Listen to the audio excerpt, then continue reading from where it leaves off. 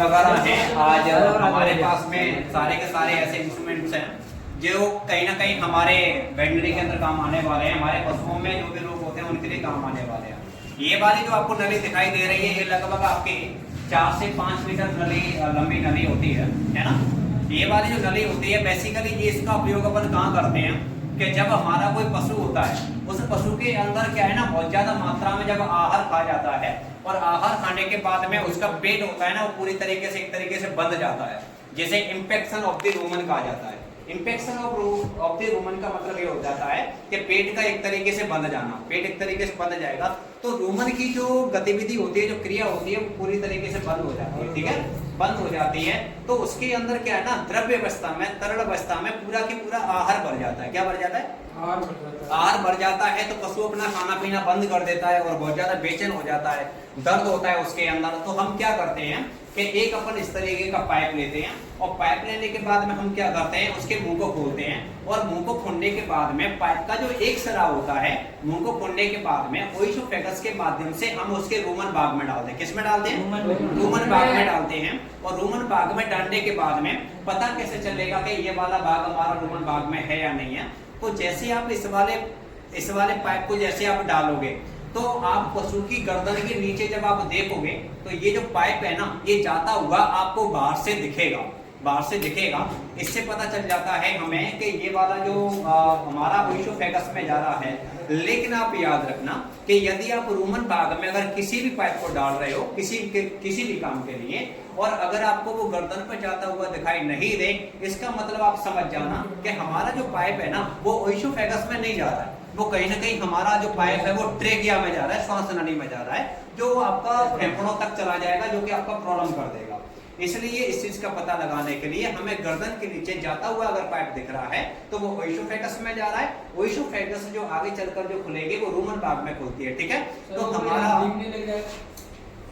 हमारा जो पाइप है वो एक साइड से पूरा के पूरा रोमन में चला जाएगा। अब अपन क्या करेंगे कि ये रोमन के अंदर जा चुका है, अब इसमें क्या करेंगे, दूसरी जो साइड है इसका, दूसरी साइड है तो उधर की साइड से मोटर वगैरह जैसे पानी वगैरह चलेगा, तो अपन क्या करेंगे दूसरी साइड से, जैसे कि ये मोटर का पाइप है अपना, इसमें जैसे पानी आ रहा है तो पानी आ रहा है तो अपन थोड़ा सा इसको इसके अंदर लगा देंगे। लगाने के बाद क्या होगा कि ये पूरा जो पानी है ना, वो पूरा की पूरा इस वाले पाइप में जाएगा और रूमन तक पानी चला जाएगा। ठीक है, रूमन तक पानी चला जाएगा। जाने के बाद में क्या होगा कि जैसे ही अपन का पूरा पाइप भर जाएगा, अपन इस वाले पाइप को, मोटर वाले पाइप को इस वाले पाइप से अलग कर देंगे और इस वाले पाइप को अपन नीचे की ओर कर देंगे। तो होगा क्या कि जब ये पानी बाहर निकल के आएगा तो रूमन के अंदर जो द्रव्य पदार्थ है वो भी पूरा के पूरा बाहर निकल के आ जाएगा, पूरा के पूरा बाहर निकल के आ जाएगा। ये जब बाहर निकल के आता है तो लगभग 80 से 100 लीटर एक गाय या भैंस के अंदर से बाहर निकल सकता है। 80 से 100 लीटर है ना, जो कि बहुत तेज बदबूदार होता है, थोड़ा सा मेहंदी जैसे कलर का होता है ना, जो कि लगभग आपका करीब 5 से 7 मिनट के अंदर पूरा के पूरा बाहर निकल के आ जाता है। ठीक है, इससे पशु का जो रूमन बाग होता है वो खाली हो जाता है, पशु आराम से आराम करता है, कहीं कोई दिक्कत नहीं आती है। तो ये वाला जो पाइप होता है बेसिकली इसे स्टोमैक ट्यूब कहा जाता है। क्या कहा जाता है? स्टोमैक ट्यूब कहा जाता है, जो पशु के रूमन बाग को खाली करने में काम में लिया जाता है। अब हम बात करेंगे कि हमारे पास में एक स्टोमैक ट्यूब जैसी ही दूसरी नलिका होती है। ठीक है, दूसरी नलिका होती है, इस वाली नलिका का नाम होता है प्रोबैंक ट्यूब। क्या बोलते हैं इसे? प्रोबैंक ट्यूब बोलते हैं। बेसिकली ये जो प्रोबैंक ट्यूब होती है ना, ये लगभग हमारे करीब 2 से 2.5 मीटर लंबी नलिका होती है और जो पूरी तरीके से सॉफ्ट होती है, ऊपर से लेदर रहता है इसके। और अपन क्या करते हैं कि इसका जो अंदर का जो भाग है इसमें हमारे पास में एक वायर होता है, एक तार होता है। ठीक है, उस तार के एक सिरे पर तार का हैंडल होता है और जो तार होता है वो आगे वाले सिरे में जब आप देखोगे तो यहाँ पे तार का जो आगे वाला भाग होता है वो नुकीला नहीं होता है, वो थोड़ा सा गोल होता है, जिसे टिप के नाम से जाना जाता है। टिप जैसा होता है जो कि पाइप से थोड़ा सा बाहर की ओर निकला हुआ होता है। अब अपन क्या करेंगे कि कभी कभी हमारा जो पशु होता है ना, वो कभी कभी ऐसी चीजें खा जाता है जिसकी वजह से क्या होता है कि वो उसकी ओइसोफेगस में जाके अटक जाते हैं, उसकी ग्रास नलिका में जाकर अटक जाते हैं। जैसे कोई पशु है वो बॉल को खा गया, कोई गोभी को खा गया, है ना, कोई बॉल खा गया, गोभी खा गया, कोई बड़ा आलू खा गया, कोई जूते चप्पल खा गया, है ना, कुछ ऐसे पदार्थ खा जाता है जो कि ओइसोफेगस में जाके अटक जाता है। और जो कि हमें गर्दन पर बाहर की ओर से अच्छे से दिखाई देता है। अब क्या होगा कि अगर उसके ओइसोफेगस में जाके अगर अटक गया है तो होगा क्या कि ना तो वो कुछ खा पाएगा ना कुछ पी पाएगा, क्योंकि जब हमारी ओइसोफेगस ही अगर बंद हो गई तो रुमन में तो कुछ जाएगा ही नहीं, और रुमन की जो भी गैसें हैं वो भी बाहर निकल के नहीं आ पाएंगी, क्योंकि ओइसोफेगस हमारा बंद है। ठीक है, अब हम क्या करेंगे कि इसी अपन इस प्रोबैंग ट्यूब को लेंगे और अच्छे से हम मुंह के अंदर उसके डालेंगे, और हमें पता चल जाएगा कि जैसे ही वहां पर जाके ये अटकने लग जाए, जैसे ही रुकने लग जाए, इसका मतलब हमारी ओइसोफेगस जो ट्यूब है वो वहां तक यहाँ पर पहुंच चुकी है हमारी। ठीक है, प्रोबैंग ट्यूब। अब अपन क्या करेंगे कि दूसरी साइड में जो हमारे पास में जो तार होता है, वायर होता है, अपन उस वायर को क्या है कि बार बार आगे के पीछे की तरफ करेंगे, आगे पीछे करेंगे तो क्या होगा कि जो वायर का जो आगे वाला जो हिस्सा था वो कहीं ना कहीं उस वस्तु के ऊपर जाके टकराएगा, और टकराने के बाद में उस वस्तु को वो आगे की ओर धक्का देगा, और आगे की ओर जब धक्का देगा तो वो जो वस्तु है वो रूमन भाग में चली जाएगी। कहाँ चली जाएगी? रूमन भाग में चली जाएगी। और रूमन भाग में अगर कोई वस्तु, अगर कोई सब्जी वगैरह गई है, सब्जी वगैरह गई है तो वो तो कहीं ना कहीं क्या हो जाएगा, वो तो खिटमट वगैरह हो जाएगा, वो तो आराम से उसके अंदर बच जाएगी, कहीं कोई दिक्कत नहीं है। लेकिन अगर कोई ऐसी वस्तु चली गई है जिसका कभी पाचन नहीं हो सकता, जैसे कोई जूता चप्पल चला गया है, कोई कपड़ा वगैरह चला गया है ना, कोई बॉल वगैरह चली गई है, तो ऐसी वस्तुओं के लिए हम क्या करते हैं, रूमन भाग से निकालने के लिए हमें एक सर्जरी करते हैं, एक ऑपरेशन करते हैं, जिसे अपन रूमेनेटोमी के नाम से जानते हैं। किसके नाम से जानते हैं? रूमेनेटोमी के नाम से जानते हैं। तो ये जो बीमारी होती है, गले में कोई चीज अटक जाती है, ग्रसिका बंद हो जाती है, इस वाली बीमारी को अपन चौक बीमारी बोलते हैं। क्या बोलते हैं? चौक बीमारी। वैसे भी हम गांव में बोलते हैं कोई चीज जब रुक जाती है तो वो ब्लॉक हो गई है, चौक हो गई है ना, तो इस वाली बीमारी को चौक बोलते हैं, जिसमें हमारी ओइसोफेगस बंद हो जाती है। और इस बीमारी को दूर करने के लिए हमारे पास में जो ट्यूब होती है, नलिका होती है, इसका नाम प्रोबैंग ट्यूब होता है। क्या होता है? प्रोबैंग ट्यूब होता है। ठीक है, नेक्स्ट ये हमारे पास में एक नलका होती है हमारे पास में, और एक ये वाला उपकरण होता है। ठीक है, हमारे पास में एक इस प्रकार की नलका होती है, एक इस प्रकार का इंस्ट्रूमेंट रहता है, एक उपकरण रहता है। बेसिकली क्या होता है कि कोई मादा पशु अगर होता है हमारे पास में, या कोई पशु होता है, तो जैसे क्या होता है कि किसी कारण की वजह से, जैसे अपन को मादा पशु है, अगर उसके अंदर कोई जैसे अबॉर्शन हो गया है ना, अबॉर्शन का मतलब ये होता है कि आपका मतलब बच्चा है वो मर चुका है, गर्भपात हो गया है पशु का, है ना, तो वहां पर क्या होता है कि गर्भाशय की हमें साफ सफाई करनी पड़ती है। ठीक है, वो पोटेशियम परमैंगनेट वगैरह होते हैं, उसके द्वारा हमें गर्भाशय की साफ सफाई करनी पड़ती है। तो हम क्या करते हैं कि बेसिकली हम इसके एक सिरे को इसके अंदर लगा देंगे, और लगाने के बाद में क्या होगा कि इसको अपन यहाँ पर टांग देते हैं किसी जगह पर, जैसे अपन यहाँ पर टांग देते हैं इसको, और टांगने के बाद में क्या होता है कि इसमें एंटीसेप्टिक वाला तरल पदार्थ होता है ना, होता है, इसमें पानी की मात्रा होती है, जो कि इसके माध्यम से सीधा पानी आता रहता है, और इसको अपन यूट्रस वगैरह में डाल देते हैं, और यूट्रस वगैरह में डालकर अपन यूट्रस की पूरे की सफाई कर देते हैं इससे। ठीक है, ऐसे काम लेते हैं। कभी कभी क्या होता है कि पशु जो है वो आसानी से मल वगैरह त्याग नहीं कर पाता है, मल त्याग नहीं कर पाता है, तो जैसे अपना साबुन के पानी का घोल होता है ना, या फिर अपन के ऑयल वगैरह होते हैं, है ना, तो अपन क्या करते हैं कि अपन को मिक्स करके पानी के घोल वगैरह को करके, और हम उसके रेक्टम भाग में डाल देते हैं। कहाँ पर डाल देते हैं? रेक्टम भाग में डाल देते हैं। तो रेक्टम भाग में डालने से क्या होता है कि यहाँ पर पानी का घोल वगैरह जाता है रेक्टम भाग में, तो जो जमा हुआ मल है वो आसानी से क्या है कि बाहर की ओर निकल के आ जाता है। तो इसे एनेमा ट्यूब या एनेमा पंप के नाम से भी जाना जाता है, एनेमा ट्यूब कहा जाता है इसे अपन का। ठीक है, एक तरीके का आता है। बेसिकली क्या होता है कि कभी कभी हमारे विभाग का एक जानवर डॉग भी होता है ना, डॉग भी होता है, तो कभी अपन को डॉग का ट्रीटमेंट करना होता है ना, या डॉग का कोई ट्रीटमेंट कर रहे हैं, डॉग का इलाज कर रहे हैं, तो आपको पता है कि डॉग का ट्रीटमेंट करने के लिए सबसे पहले हमें खुद की सेफ्टी का ध्यान रखना पड़ता है, क्योंकि डॉग एक ऐसा जानवर है कि अगर आपने उसको छेड़खानी करने की कोशिश की तो कहीं ना कहीं वो आपके ऊपर अटैक कर सकता है, आपको आघात कर सकता है, आपको काट सकता है। तो बेसिकली क्या करते हैं अपन कि डॉग के जो मुंह होता है, जैसे डॉग के मुंह के ऊपर, जैसे डॉग का ये मुंह है, तो अपन इस डॉग के मुंह को अपन इसके अंदर लगा के और इसको ऊपर से अपन बांध देते हैं, उसकी गर्दन के ऊपर बांध देते हैं। इससे क्या होगा कि हम जो ट्रीटमेंट वगैरह करेंगे तो कुत्ता जो है वो अपने मुंह को नहीं खोल पाएगा, और कुत्ता जब अपने मुंह को नहीं खोल पाएगा तो हम उसका जो ट्रीटमेंट है वो आसानी से कर सकते हैं। हमें किसी प्रकार का अटैक वगैरह का, किसी प्रकार का आघात वगैरह का, चोट वगैरह का, काटे जाने का कोई भी डर नहीं रहता है। बेसिकली इसको अपन मजल के नाम से जानते हैं, डॉग मजल कहा जाता है। इसे क्या कहा जाता है? डॉग मजल कहा जाता है। उसके बाद में देखते हैं कि हमारे पास में कुछ इस प्रकार के इंस्ट्रूमेंट रहता है। ठीक है, हमारे पास में एक इस प्रकार का इंस्ट्रूमेंट रहता है। ये जो इंस्ट्रूमेंट रहता है ये प्योर स्टील का बना होता है और अच्छी क्वालिटी की स्टील होती है इसके अंदर, है ना। बेसिकली जो इंस्ट्रूमेंट है, इस इंस्ट्रूमेंट का नाम होता है वर्डजो कास्टेटर। क्या नाम होता है? वर्डजो कास्टेटर इसका नाम होता है। देखा जाए तो बेसिकली ये दो प्रकार के आते हैं। कितने प्रकार के आते हैं? दो। ये दो प्रकार के होते हैं। ये जो आप मेरे हाथ में देख रहे हो ये छोटा वाला वर्डजो कास्टेटर है।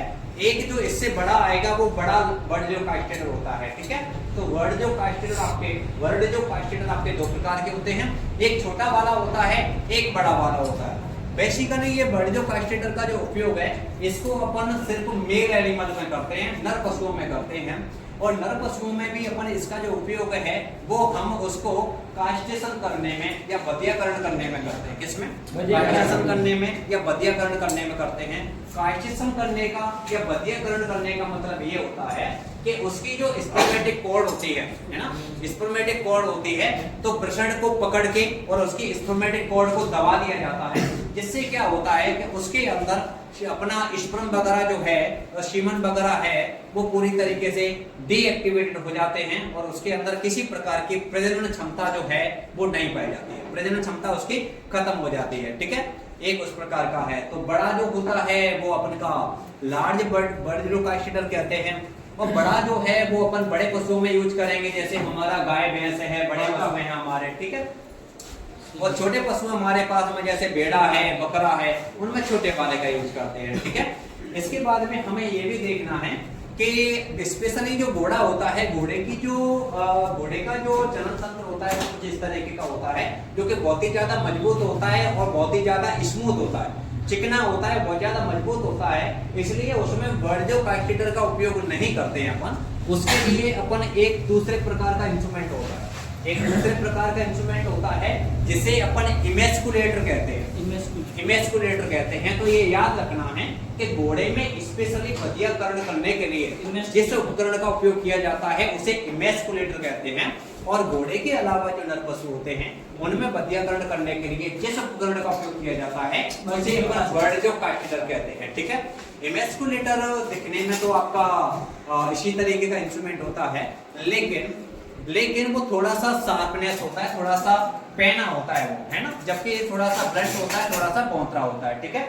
इस चीज का अपन यूज करते हैं अपन। उसके बाद में आपके दिख रहा होगा कि हमारे पास में एक ये वाला इंस्ट्रूमेंट जो होता है, इस वाले इंस्ट्रूमेंट को अपन हुक कटर के नाम से जानते हैं। किसके नाम से जानते हैं? इसको हुक कटर के नाम से जानते हैं। तो जैसे आपने देखा होगा कि कई बार जैसे क्या होता है कि काफी सारे पशु होते हैं, तो जैसे पशुओं के अंदर जैसे खुर होते हैं वैसे ही हमारे हाथों में नाखून होते हैं, है ना। ये जो नाखून होते हैं और जो खुर वगैरह होते हैं, बेसिकली अगर इनको हम टाइम टू टाइम अगर नहीं काटें तो ये काफी बड़े हो जाते हैं। और काफी बड़े हो जाते हैं तो कहीं ना कहीं हमारे जो भी काम है उनको करने में हमको दिक्कत आती है। अगर हम 10, 15, 20 साल के लिए अपने नाखूनों को नहीं काटें तो वो एक एक फुट के नाखून हो जाएं और शायद अपन जो नॉर्मल काम करते हैं उन नॉर्मल कामों को भी नहीं कर पाए।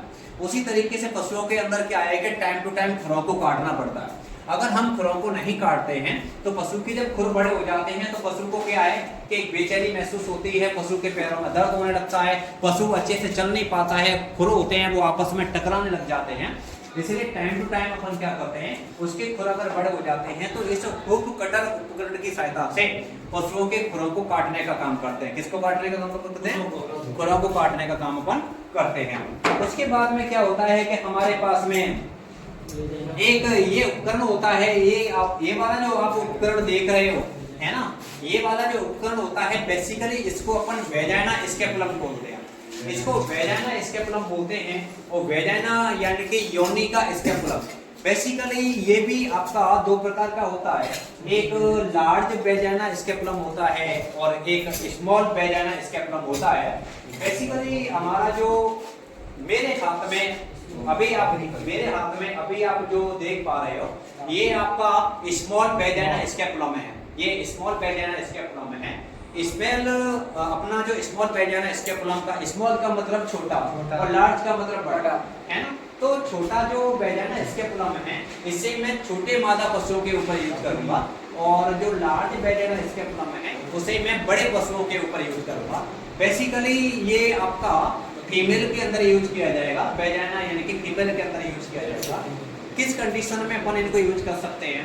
तो जैसे यदि अपन का वेजाइना का एग्जामिनेशन करना है, वेजाइना का एग्जामिनेशन करना है, अगर योनि मार्ग का परीक्षण करना है हमें कि योनि मार्ग में कोई संक्रमण तो नहीं है ना, कोई ट्यूमर वगैरह तो नहीं बनी है, योनि मार्ग में कोई और प्रॉब्लम तो नहीं है ना, योनि मार्ग हमारा जो है वो पूरी तरीके से हेल्थी स्वस्थ है या नहीं है। तो योनि मार्ग में किसी भी प्रकार की जांच करने के लिए हम क्या करते हैं कि बेसिकली योनि मार्ग में पहले अपना जैसे रहता है तो जैसे अपन कर दिया, उसके बाद में इसको अपन प्रेस करेंगे तो योनि मार्ग अपना ओपन हो जाएगा। ओपन होने के बाद में इसको अपन यहाँ से कस देंगे, कसने के बाद में ओपन रहेगा तो अपन ये वाला जो क्षेत्र है, ये वाला क्षेत्र है, यहाँ से अपन योनि मार्ग का पूरी तरीके से एग्जामिनेशन कर सकते हैं। योनि मार्ग के अंदर अपन सारी चीजें देख सकते हैं, ठीक है। कभी कभी अपन इसका उपयोग योनि मार्ग के परीक्षण के लिए तो करते ही करते हैं, कोई बीमारी तो नहीं है, कोई ट्यूमर तो नहीं है, कोई छाले तो नहीं है ना, कोई दिक्कत तो नहीं है। इसके साथ साथ क्या करते हैं अपन के जैसे कभी एआई वगैरह अपन करते हैं, एआई वगैरह करते हैं तो आराम से अपन एआई कर सकें, उसके लिए भी अपन करते हैं, है ना। अगर अपन को कोई औषधि वगैरह अगर अपन को योनि मार्ग में रखनी है, औषधि वगैरह रखनी है, तो औषधि वगैरह को भी बड़े अपन आसानी से दे सकते हैं, क्योंकि ये पूरी तरीके से ओपन है, यहाँ पर कोई प्रॉब्लम नहीं है, ठीक है। और जब हमारा काम पूरा हो जाता है इसको खोल देते हैं, और खोलने के बाद फिर वापस ये नीचे आ जाता है, वापस पर निकाल लेते हैं। तो इस वाले इंस्ट्रूमेंट का नाम है, उसे अपन वेजाइना स्कैपुलम बोलते हैं। क्या बोलते हैं? वेजाइना स्कैपुलम कहा जाता है, ये वाला जो इंस्ट्रूमेंट रहता है। आगे जब आप देखोगे तो मेरे पास में जो एक पेचकस जैसा आपको उपकरण दिख रहा है, ठीक है। ये जो पेचकस जैसा आप उपकरण देख रहे हो, बेसिकली ये मेरे पास में जो है, मेरे पास में है ये विदाउट इलेक्ट्रिसिटी का है, मेरे पास में ये बिना लाइट से चलने वाला है। ये हाथ से बना हुआ एक उपकरण है।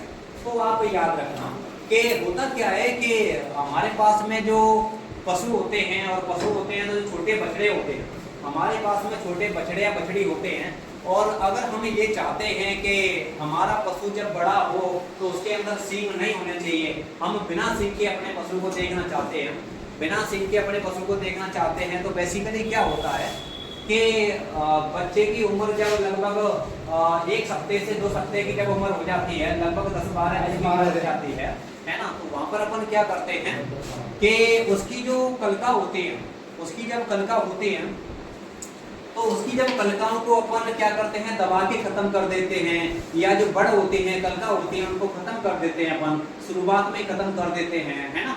तो जब पशु बड़ा होता है तो वो कलका वापस नहीं बनती हैं। कलका का मतलब ये होता है कि वापस वो सींग नहीं बनेंगे, ठीक है।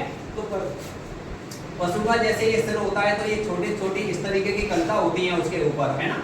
अब अपन करते क्या है कि अपन चाहते हैं कि आगे चल के इसमें सींग ना बने, तो इसके लिए अपन क्या करते हैं कि इसकी कई सारी मेथड होती हैं।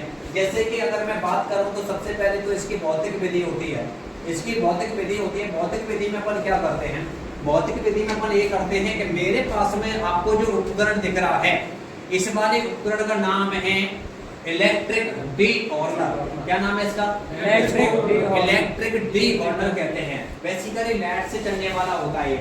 अब अपन क्या करेंगे कि आपने जैसे देखा होगा कि कई सारे लोग टांके लगाने वाले होते हैं, मोबाइल वगैरह पर, कुछ प्लेट वगैरह पर टांके लगाते हैं अपन, है ना, जो होते हैं अपने रिपेयरिंग सेंटर वाले होते हैं, टांके लगाते हैं। तो एक आयरन होता है, इस प्रकार का इंस्ट्रूमेंट होता है उसके पास में।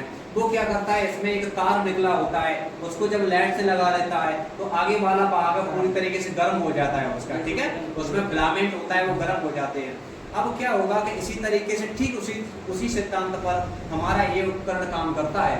अब इसमें क्या होता है कि हमारे पास में जो इलेक्ट्रॉनिक डी-ऑर्डर होता है, इसको अपन को लाइट में लगाना है, और लगभग जब हमारा इसका तापमान 538 डिग्री सेंटीग्रेड हो जाए, या हमारा तापमान 1000 डिग्री फ़ारेनहाइट हो जाए, जब ये वाला तापमान हो जाए तो लगभग हम यहाँ पर लगभग 8 से 10 सेकंड के लिए, 8 से 10 सेकंड के लिए अपन क्या करेंगे, जब ये गर्म हो जाएगा तो अपन इसके ऊपर इसको लगा के रख देंगे।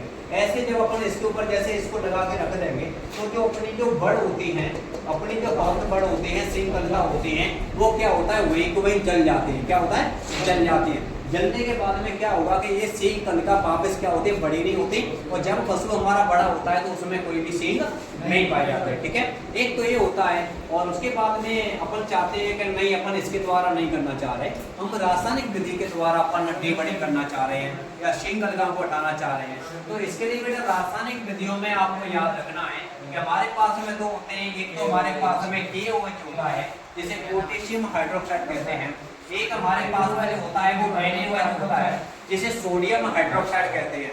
ये दो रासायनिक पदार्थ ऐसे हैं जिनको हमें हाथ में लेना है, और सींग कलिका के ऊपर यदि अपन इसको घिसते हैं तो ये दोनों रासायनिक पदार्थ उन सींग कलिकाओं को जला देती हैं, खत्म कर देते हैं। तो रासायनिक पदार्थ द्वारा हम भी सींग कलिकाओं को खत्म कर सकते हैं, या फिर इलेक्ट्रिक मेथड से भी कर सकते हैं अपन खत्म उनको। ठीक है, ये वाला आपका इंस्ट्रूमेंट हो जाता है। जैसे इंस्ट्रूमेंट के अलावा आपके पास में जो ये वाला इंस्ट्रूमेंट होता है, आपके अलावा इसके अलावा ये वाला जो इंस्ट्रूमेंट होता है, तो जैसे क्या होता है कि पशु के अंदर काफी सारे अंग होते हैं, काफी सारे भाग होते हैं, और काफी सारे भागों में अपन को बहुत सारी चीजों को देखना पड़ता है कि कहीं कोई दिक्कत तो नहीं है उसके अंदर। तो जैसे अपन पहले ना स्केपुलम के द्वारा, जैसे हम योनि मार्ग का परीक्षण कर रहे थे, तो कभी कभी क्या होता है कि पशु के मुंह को देखने की जरूरत पड़ती है। पशु के मुंह को देखने की जरूरत पड़ती है। पशु को यदि अपन को कोई दवा वगैरह पिलानी है या कोई दवा वगैरह देनी है, या पशु के मुंह के अंदर कोई छाले वगैरह देखने हैं, कोई सूजन वगैरह देखनी है, पशु की जीभ के अंदर तो कोई दिक्कत नहीं है, पशु के दांतों के अंदर तो कोई दिक्कत नहीं है ना, पशु के अंदर मुंह में कोई और प्रॉब्लम तो नहीं है। कुल मिला के अपन माउथ एग्जामिनेशन करते हैं। क्या करते हैं? माउथ एग्जामिनेशन करते हैं, मुख का परीक्षण करते हैं। तो मुख के परीक्षण करने के लिए हमारे पास में एक इंस्ट्रूमेंट होता है, इसे अपन फुल माउथ गैग के नाम से जाना जाता है। किसके नाम से? Full mouth gag. फुल का मतलब पूरा, माउथ का मतलब मुंह, गैग का मतलब एक उपकरण जो कि मुंह को खोलने का काम करता है। तो ऐसा उपकरण जो पूरे मुंह को खोलने का काम करता है, तो इसके द्वारा अपन मुंह को खोलकर और दांतों के बीच में फंसा के और मुंह को अपन आसानी से देख सकते हैं, और इसके द्वारा ये पूरा मुंह दिखेगा। अब इसमें आप अपने हाथ से कुछ भी काम करते रहो, पशु अपने दांतों के द्वारा आपको काट नहीं सकता, क्योंकि दोनों दांतों के बीच में ये प्लेट लगी हुई है ना, और कसा हुआ है। तो हम मुंह के अंदर कुछ भी रख सकते हैं, कुछ भी निकाल सकते हैं, देख सकते हैं अपन लेफ्ट साइड में, कहीं कोई दिक्कत नहीं है। तो इस वाले इंस्ट्रूमेंट को अपन फुल माउथ गैग कहा जाता है। क्या कहा जाता है? फुल माउथ गैग कहा जाता है। इस बारे